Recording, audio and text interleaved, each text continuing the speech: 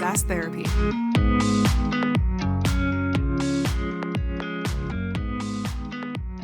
Hello, everyone, and welcome to another episode of SaaS Therapy, the show where we help you save your most important business relationships, your customers. My name is Todd Kirk.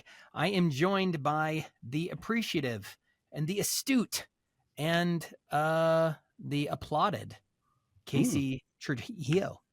I screwed up your name because I was thinking up adjectives to say, but Casey, how's it going, my friend? Well, Todd, it is Halloween week. How did we get here already again? Like, I sent my first email today that said, hey, as we think about 2025, and I threw up in my mouth a little bit, Todd, I'm going to be honest. Yeah. Can you believe that we are jumping into we are in almost to the middle of Q4 of 2024, which is crazy to think about. Yeah, it's wild.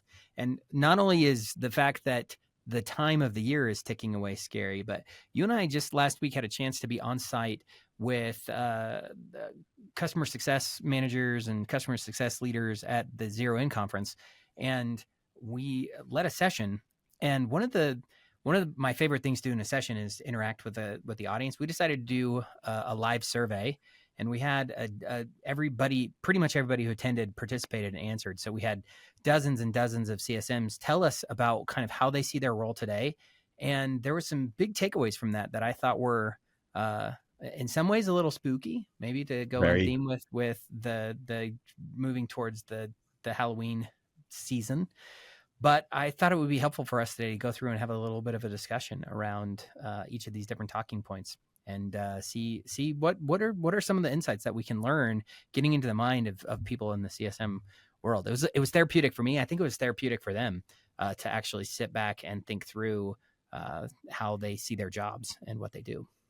Yeah, Todd, let's dive into it. And as we're going through it, I think it'll be great as the audience answers what they would choose. It'll be interesting to see if they're aligned with what the people said at the Trujillo conference. So let's get going.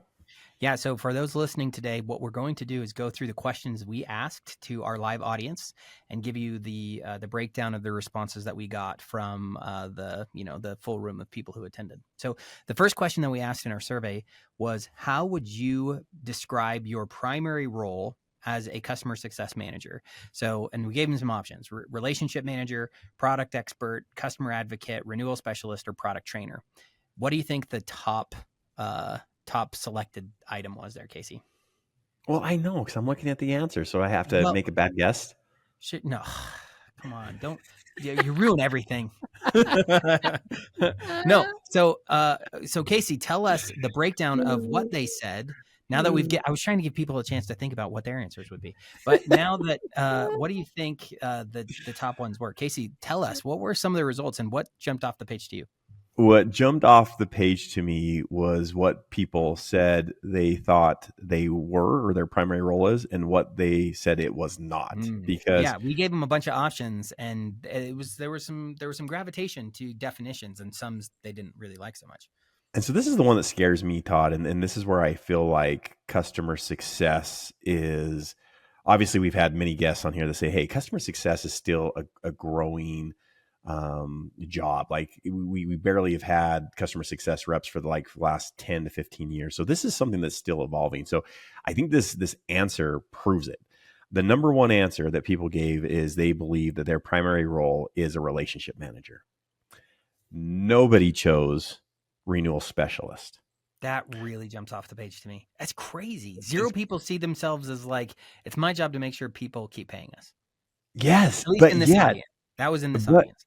That is in this audience, but I think that would be true if we actually survey. I mean, this is a pretty big base of big churn zero customers, different software vendors and their CS team there, learning about this. And what scares me is leadership at a software vendor when they bring on a CSM team. Their job and their goal is this is going to help us with our retention rates. That's the reason why they're hiring them. And so if the person that is the primary individual to help do that doesn't see themselves as that was scary. Yeah, it's true. Now I remember one of the people that after we answered this question shouted out from the audience, and they said, well, I see myself as an advisor. which wasn't really an option that we gave them. We gave them product expert, relationship manager, and advocate, but we didn't give them an advisor role. And I wonder if one of the things that's interesting is one of the ways that I think you could fix this if you're an organization that has a CSM team that basically just sees themselves as the friend of the customer rather than as the person who's ensuring they get the outcome they want so they renew, is to change that definition to have them focus more on how do I challenge the customer to get to the result that they want. And Yes. a relationship manager usually doesn't push the customer to get to the result. They just try to give them a positive, good vibe type experience. And that was I think really eye-opening for me too. So now this is the second question though that stuck out to me, Casey, was we asked them, how many accounts do you manage as a CSM? And what jumped off the page to you as you looked at this? It would be that over 50% of the people said they manage 50 accounts or more.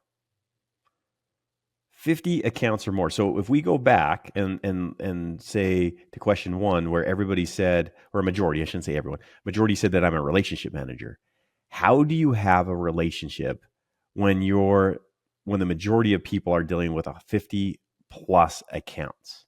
Yeah. How many I don't know. people, I don't know how you do that. how many just individuals can you have a relationship, period? Independent Yes. of work, anything else. I would say like you can only really have a close relationship with less than 100 people, period. And over half of those people are being taken up by your friends and your family outside of work. And then what's left, most of those are being taken up by your colleagues. And so how are you going to have 50 close relationships with your customers? Like that doesn't add up. Well, John, it's we're assuming, we'll stick with our Halloween theme. It's assuming that the customer's trick or treating on your door and is like excited to be there and is going to receive some candy.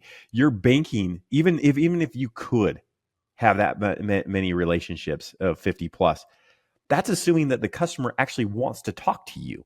I believe we should ask that question. How many of your customers actually like to talk to you?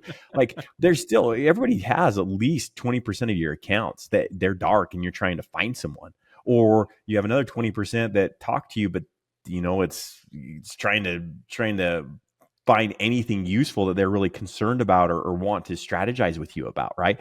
And then you have those accounts that are fantastic, that you're best friends, right?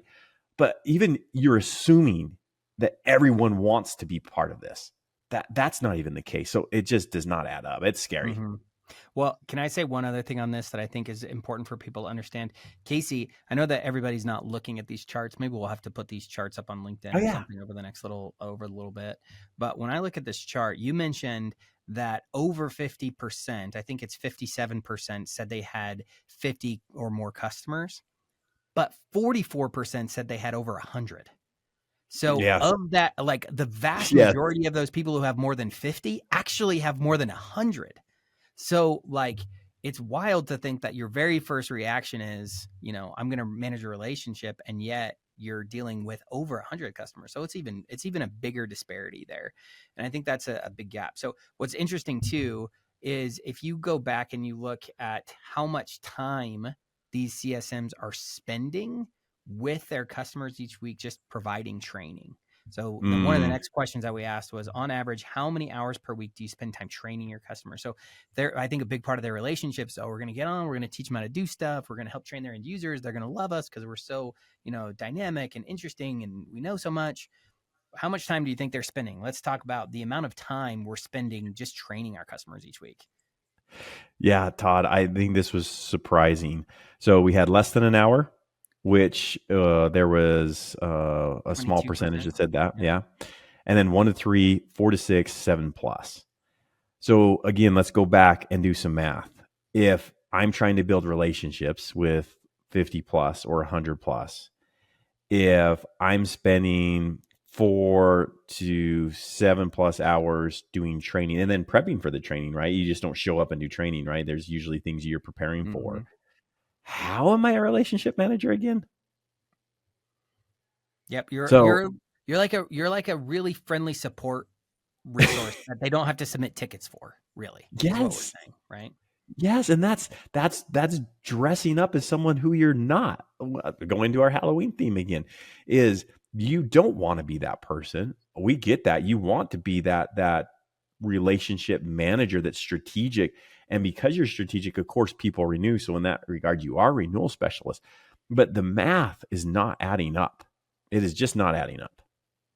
Yeah, it's true. Now this part was probably the next thing that really stuck out to me is so, there's an awesome article that was put out by TSIA that talks about the different types of adoption, right? Low adoption, Mm. high adoption, effective adoption, and also talks about the different modalities that are being used to drive training and then by extension adoption. So we asked them a couple of questions that I thought were really interested in, which is basically how confident are you in explaining to your customers that instructor-led training drives adoption, that support services drive adoption, or that digital education and training drive adoption?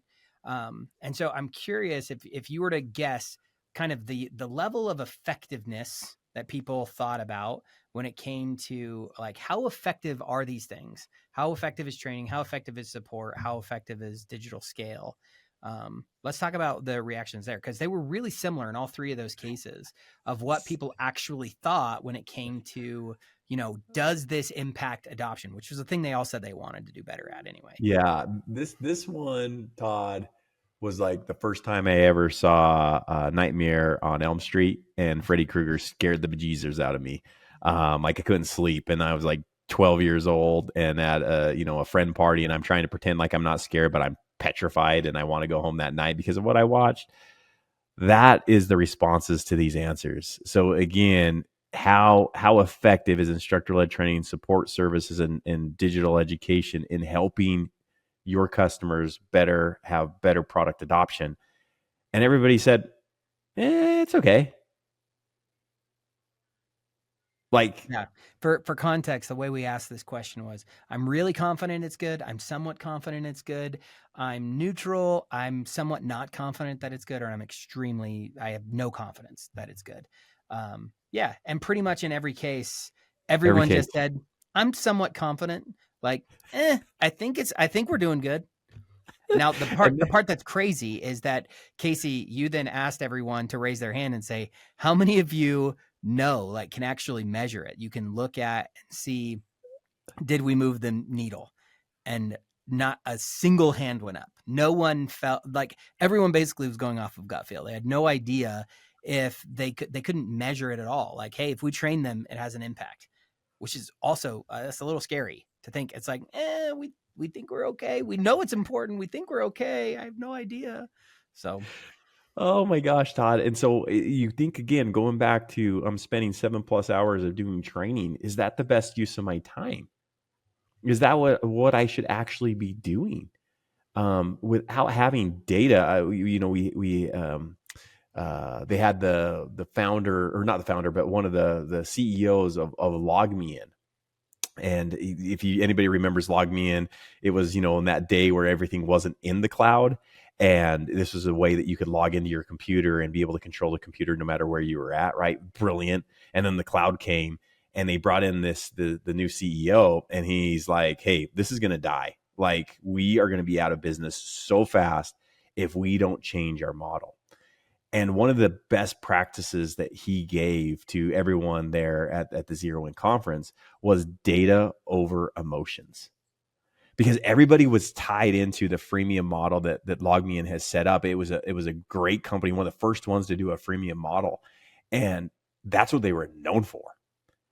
And he said, hey, let's just look at the data. We'll be out of business in less than 5 years if we stay with what we're doing. The data's showing it. And we got to choose data over emotion. And I think that's the thing where, as a customer success manager, I feel bad for customer success managers out there, is because the role's not defined. What should I actually be doing? And everybody will say renewals, but then you get into your team, and that's not what you're spending a majority of your time getting good at. Then you're spending most of your time training. Is it actually working? You don't even know. And so you can see that just people are in a little bit of fatigue of, what should I be doing? I know I'm valuable, and we know you're valuable, but people seeing it isn't there because none of this is aligning. yeah. Well, and I think that leads to probably the next scary point that came up in this survey, which was we asked everybody what was the biggest challenge that they face. And 63% of users, so the top answer by a long Mm, shot, was finding time to do everything. mm, The second response, which was 25%, so at this point we're talking almost everybody, right? The yeah. second big thing was aligning customer needs with company goals. So Oh, what's wild is they feel like if you're a client success manager, you tend to be very, very busy, right? yep. You have so much that you have to do. I gotta email my customers. I gotta hop on calls. I gotta train them. I gotta deal with support. I gotta go out and fix issues. I gotta, do voice of customer meetings with the product team, whatever that might be. We're super, super, super, super busy in the CS world. And yet, that's the first thing. And then the second thing is aligning customer needs with company goals. Well, what's also wild is, which I think it's we asked that question, which I think is maybe a little bit leading the witness a bit. But what's fascinating to me is when I think about aligning the customer needs to the company goals, that's weird, right? Like how are we trying to balance that? So because Yeah.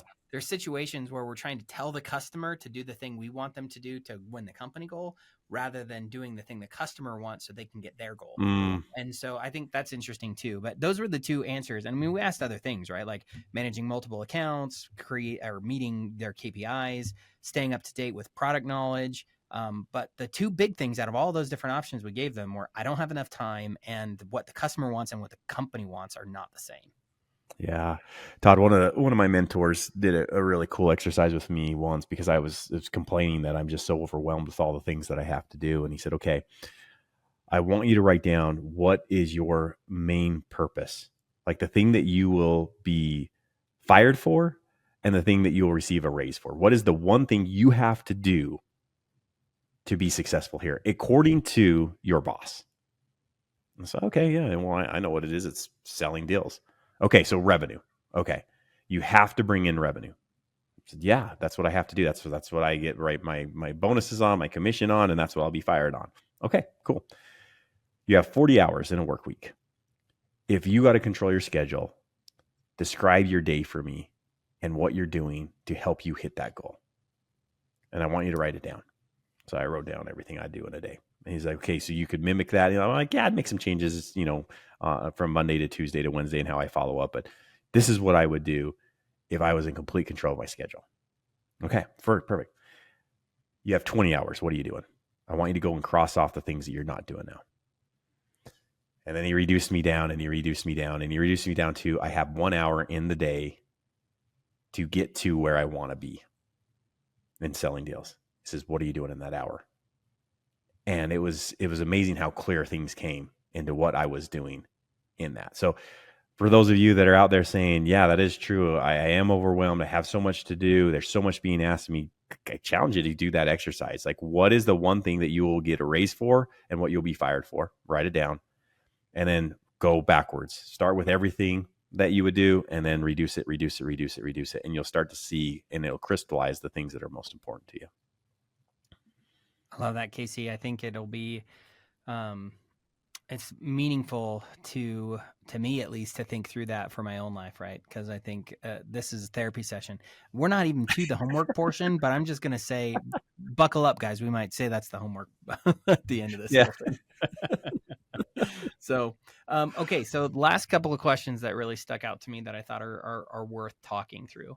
So, one of the next Oh, it was questions good. we asked was if you could only focus on one Oh, aspect so good. of your job to drive customer renewals, what would it be? So, kind of similar to that question your Yeah. mentor asked you, right? Of like, if you had to focus on one thing, what would it be? And this is the part that's interesting because only we gave them four options. We'll do this again just for we haven't done this with every question, but I like to give you what we offered up as options, and then we can tell you the results. But we asked them, do you want to build stronger relationships? Do you want to improve product adoption? Do you want to resolve customer issues faster, or do you want to provide better customer education? So again, Mm, if you could only focus on one aspect of your job to drive customer renewals, what would it be? And those were the mm. four options that we gave them. What do you think the first, what would you answer, right? And then maybe it's helpful to say what the audience here answered, which this one really surprised me, honestly. Well, it's the one I would have chosen, Todd, because as I would go through that, we all believe that if people understand why this will help me in my day-to-day life, why would your application solve my problem? And that's the reason why the company bought it, right? Is you're solving a problem. Well, if every licensed user really understood how that could help them, then wouldn't they do more, and they'd be more self-sufficient, and it would make it so I didn't have to train them all the time, is because they know why they want to use the product, right?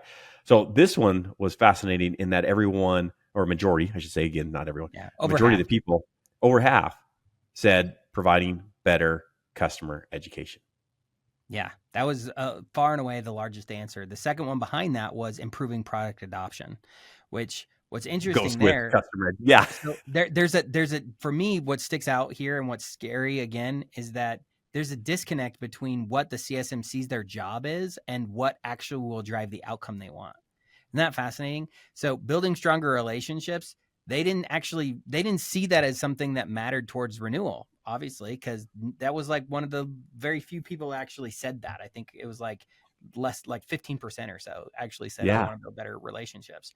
But the by far and away, the two biggest things were, I want people to understand the value that my product can bring to them and know how to get it, and I want them to actually use it. So those are the two things that far and away were the biggest options that people actually selected in their results. And that's telling, right? Because I think people, it does make sense that if my customer knows, my customer is aware of what my software can do. They know they want to get that thing that it can do. They know how to get it, and they're actually doing it. That's just straight up change management, right? Like that's what you would expect to see happen. Todd, I will always admit in the podcast in front of anybody, because I'm very, I try to be aware of my strengths and my weaknesses. One of I don't the know that you are weaknesses, though. one of the Let's be weaknesses that honest. I have is like I I care would too definitely much. say I work too hard. Sorry. I'm I just would kidding. I would definitely say I would definitely say Todd is the smarter between the two of us. And what I have loved about this survey that we put together, because I'm telling you, I am not a survey expert, but it's fascinating how these questions are validating what people are saying in other questions. And what I mean by that is if again, over, let's see, what was that again? Over 53% of respondents said if I could focus on just one aspect for customer renewals, it would be providing better customer education. Remember, everyone, when we ask the question of, hey, how effective is your support services? How effective is your instructor led training? How Mm, effective is your digital education? Everybody was like, eh. So again, they're calling that out, that though they say, hey, I think this is working and I'm spending a lot of time doing these things, everyone said, I wish it could be improved upon. So I would go back to what we said is like their gut feel they think it is, but I think deep down, if you go into that second gut, they're like, it's not. It's not. yeah, it's interesting you say that, Casey, because I hadn't thought about this before we started looking at this question specifically. But those options, right? I would build stronger relationships. Well, in the minds of the CSM, that's 100% in their wheelhouse, right? That's something they can control. Mm, Very few people mm, said that. Resolving customer issues faster. Well, that's not 100% in their control. right. But a lot of it is, right, because they're at least taking quarterback on making sure support is responsive, that products are responsive, that professional services is responsive, right? That the CSM is usually handling that. Very few people answered that. Improving product adoption and better customer education. Well, product adoption falls into their camp a little bit, at least they would say so. But in most cases, better customer education, there's entire customer education teams. It's not even in the role description, Mm, right? The CSM is leveraging customer education. And what they're saying is, I could do my job better if we had better yes. customer education. And so isn't Yes. that fascinating? This is me just getting a little psychoanalytical here, but this question is, what's one aspect you would change so that you could do your job better at driving Yeah. renewals. And they pick something that's not really even like their responsibility most of the time. There's a different team responsible for creating the training, hosting it on an academy, providing all the resources and materials. The CSM is just delivering those things on behalf of the customer, right? So that's fascinating to me. I'm curious why that is. Maybe I'm off base here. If you think so, find me on Well, LinkedIn. no. Pound me down. Yeah. Please, people comment, because I think, again, trying to get in the mind, we didn't ask this question to those that were in the room when we did this live survey. Is, to me, I'm thinking, Todd, is because they know the education experience isn't satisfying the customer. That's the reason why they feel they're always doing trainings. Mm.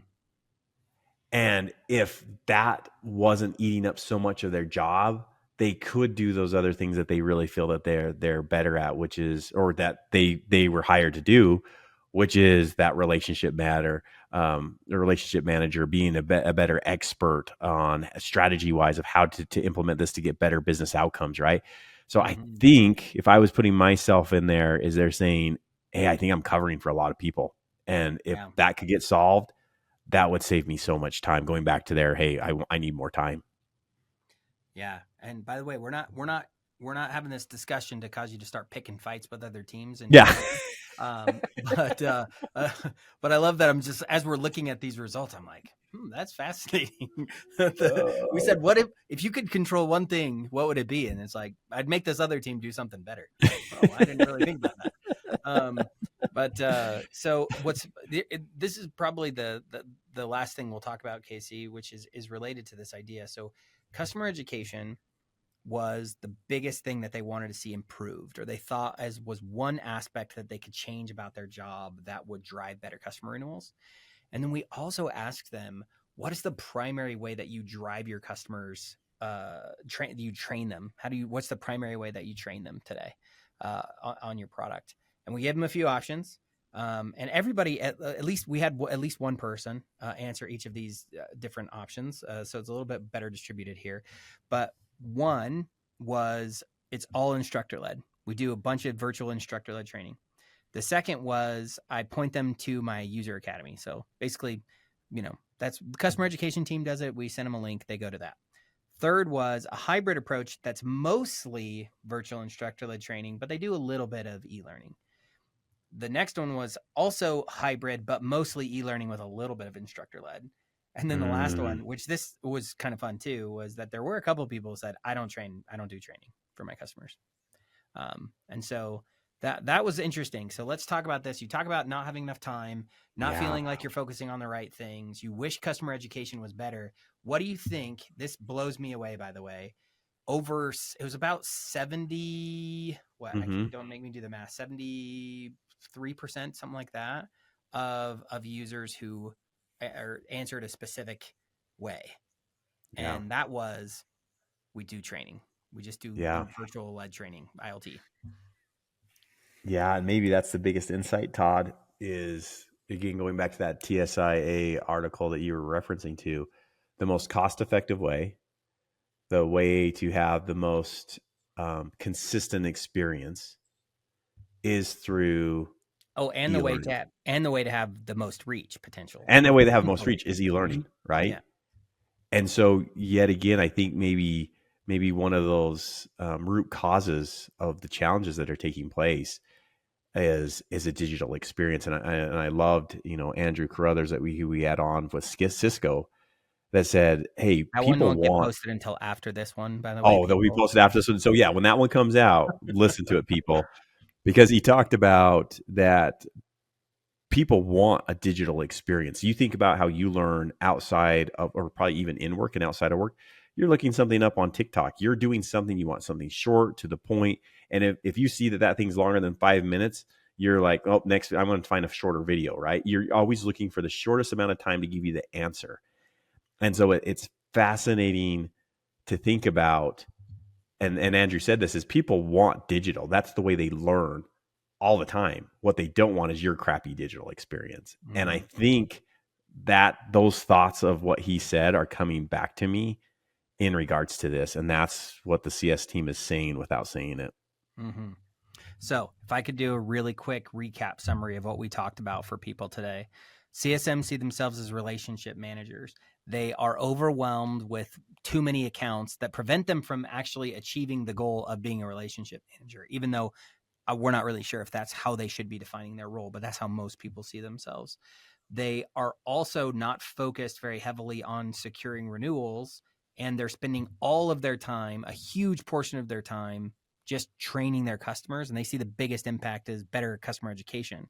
And while customer education may be the linchpin, the approach that they're taking to drive customer education is really ineffective. So, Casey, what would you offer as your homework assignment? And, spoilers, it could be the one you had, or maybe you have some other insight you want to give us. Gosh. Oh man, Todd, I think because we're big on accountability, we're big on do what's in your control. I would do that exercise. That would be my homework assignment. Go through and again recognize data over emotions. Put down what is the thing that you'll get a raise for, what are the thing you fire for. Put that as one statement, and then 40 hours you get to do it. You get to choose how you work, and then reduce it down, and you'll find the core things that are most important to you and what you need to do according to the reason why you were hired. So that would be my homework assignment for everybody. Love it. Casey, this has been awesome. For those of you who are new to the podcast, we hope you tune in. We post these weekly on Tuesdays. Leave a comment, give us a review. Find me and Casey on LinkedIn. We love having conversations with our audience to learn and understand better what matters to you. Hopefully this was helpful, and good luck everybody figuring this out during this very spooky Halloween season. And, have a great week, everyone. SaaS Therapy is brought to you by Brainstorm, the SaaS platform for SaaS adoption. Learn more at brainstorminc.com.